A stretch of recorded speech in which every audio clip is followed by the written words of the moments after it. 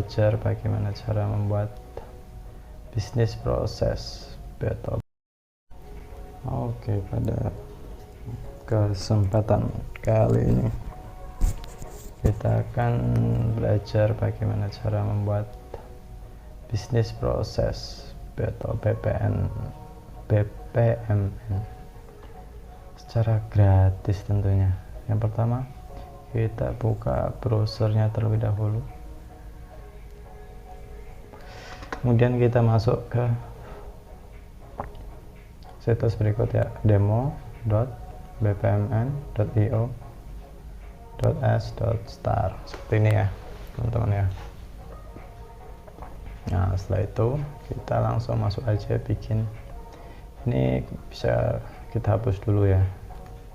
Kalau pakai Chromebook bisa pakai save blok seperti ini, kemudian dihapus saja ya. Nah, setelah itu kita pakai ini. Oke, dua ya. Nah, seperti ini ya. Hapus satu.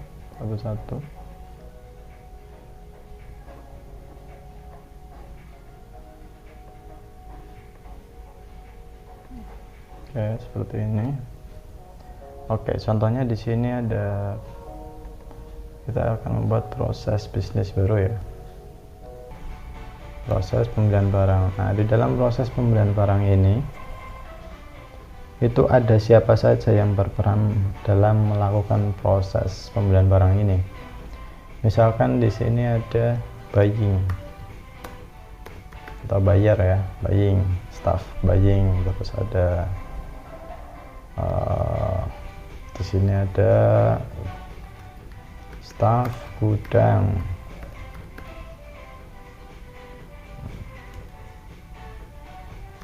Oke, lalu ada siapa lagi nih dalam proses pembelian biasanya? Ada finance, betul. Finance. Nah, proses pembelian barang ini dimulai dari mana? Nah, biasanya dimulai dari buying ya. Di sini buying apa nih? Nah, di sini permintaan pembelian. Nah, ketika buying menerima permintaan pembelian dari user biasanya ya, usernya itu bisa dari sales atau dari manajer atau dari orang produksi gitu. Ketika staff buying ini menerima permintaan pembelian, maka dia akan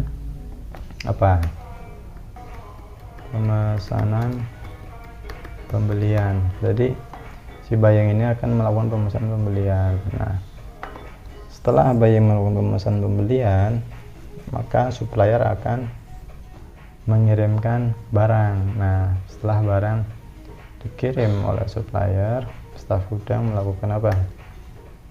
Melakukan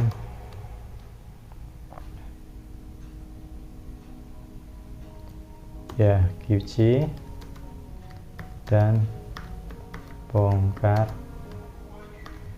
barang.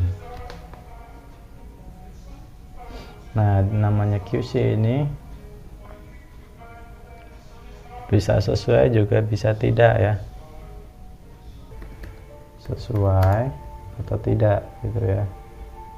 Sini jika sesuai.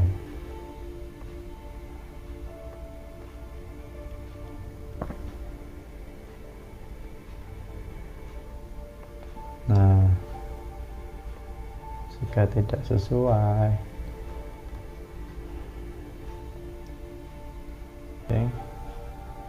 Nah, kemudian buying setelah tahu ada barang yang tidak sesuai, dia akan melakukan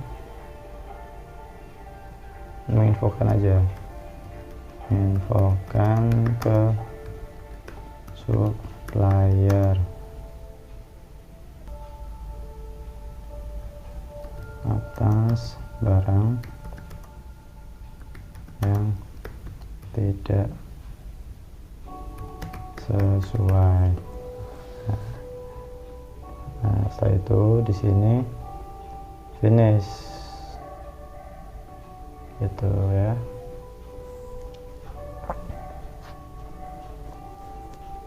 Finish, ini start. Bisa kita kasih warna hijau ya biar mudah untuk membedakannya. Nah, kemudian jika sesuai di sini untuk finish melakukan pembayaran. Pembayarannya ke siapa? Melakukan pembayaran pembelian.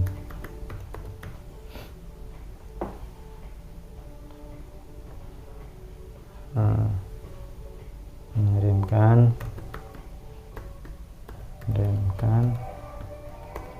bukti pembayaran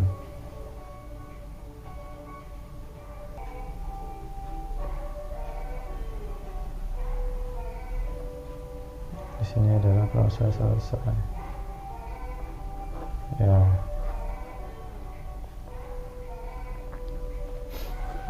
Oke, jadi apa sih kelebihan dan kekurangannya dari proses ini? Kelebihannya adalah satu proses ini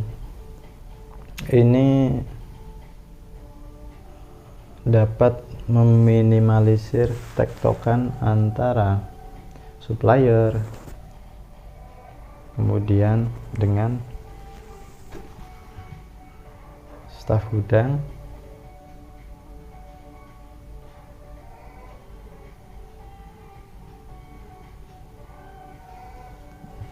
dan orang internal di dalam departemen, karena yang diperlukan yang berkomunikasi dengan supplier itu hanya buying dan finance. Nah, untuk finance di sini boleh kita hubungkan dengan supplier, boleh juga tidak. Kalau misalkan kita tidak mau ada tektokan antara finance dengan supplier, maka di sini kita bisa ganti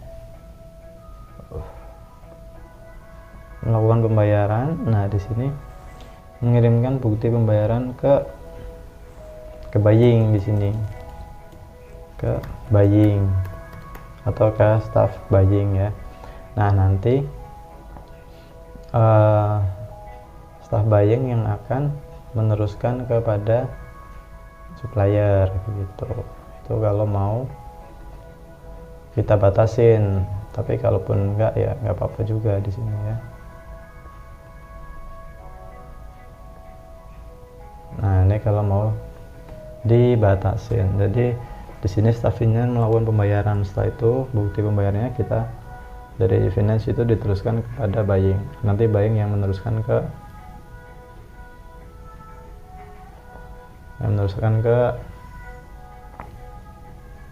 supplier,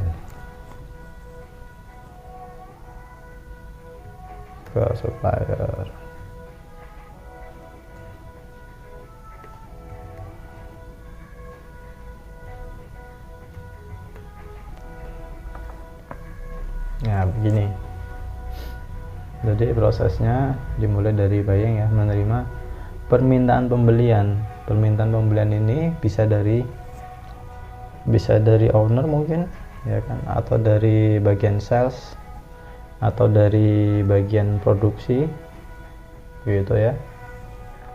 Setelah dia menerima permintaan pembelian, dia akan melakukan pemesanan pembelian kepada supplier. Nah, di sini kalau mau ditambah proses, jika supplier tidak ada, kita bisa nambahkan pencarian supplier di sini. Tapi kalaupun tidak, ya cukup segini ya. Kita menggunakan data yang ada, data supplier yang ada.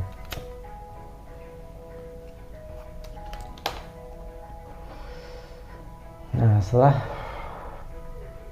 melakukan pemesanan pembelian, biasanya supplier akan mengirimkan barang. Yang menerima adalah staf gudang.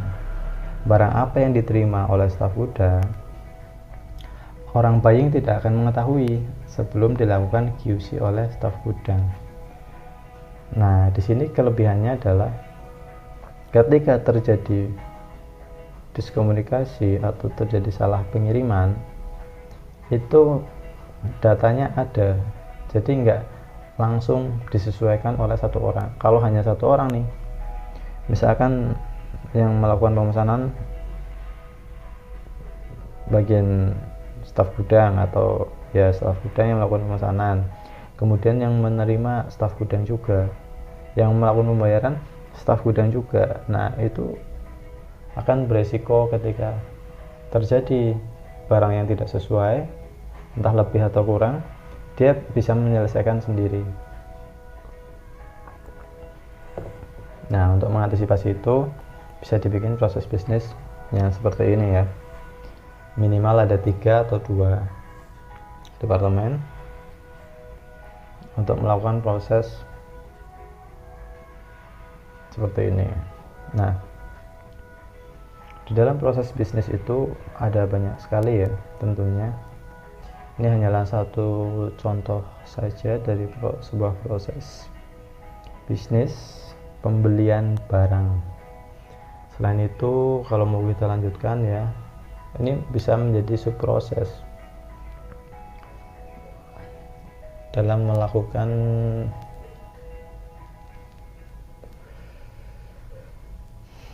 QC ya. Misalkan untuk barang apa nanti QC-nya seperti apa, cara bongkarnya seperti apa, untuk barang apa setelah di QC harus seperti apa, itu bisa nanti ini menjadi subproses.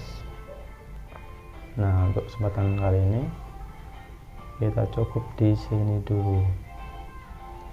Oh iya, tadi ada kelebihan ya, kekurangannya. Sekarang kita bahas kekurangannya ya.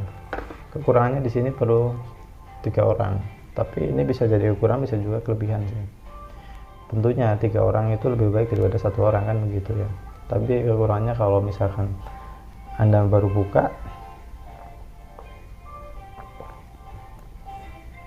bisnis, belum, hanya baru ada departemen gudang, belum ada finance dan buying, mungkin buyingnya bisa Anda lakukan sendiri. Kemudian Anda melakukan pemesanan, kemudian Anda sudah punya staf gudang, dia melakukan QC sesuai atau tidaknya gitu kan. Nah, kemudian yang melakukan pembayaran nanti Anda juga begitu ya. Jadi dari Anda ke Anda gitu. Kalau masih baru punya 1 staf gudang ya, belum ada staf finance dan staf buying. Begitu. Sebenarnya ini bisa diotomasi ya. Jadi nanti di sini misalkan otomatis melakukan pemesanan pembelian, misalkan begini. Dibuat sistem untuk barang A gitu ya, setelah stoknya kurang dari 10 gitu misalkan, maka staf buying harus segera melakukan pembelian. Jadi ini akan otomatis ketika nanti bagian sales sudah melakukan penjualan dan stoknya tinggal 9, berarti buying ini harus segera melakukan pembelian tanpa Anda suruh. Itu bisa dengan syarat-syarat khusus, misalkan harga pembelian lebih rendah dari harga terakhir beli atau sama dari harga terakhir beli gitu, bisa. Tinggal Anda implementasikan dan buat sistemnya sesuai dengan kebutuhan bisnis Anda, tentunya seperti itu ya. Pada kesempatan kali ini sampai sekian dulu, terima kasih.